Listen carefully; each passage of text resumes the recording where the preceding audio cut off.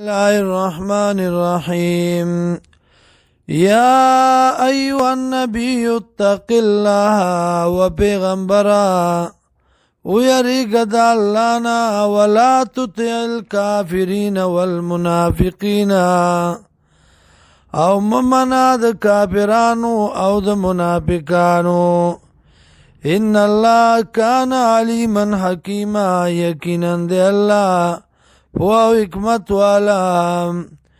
واتبع تابیشا ما داغس یوها الیکا چه وی کول شتاتا من ربکا طرف دربستانا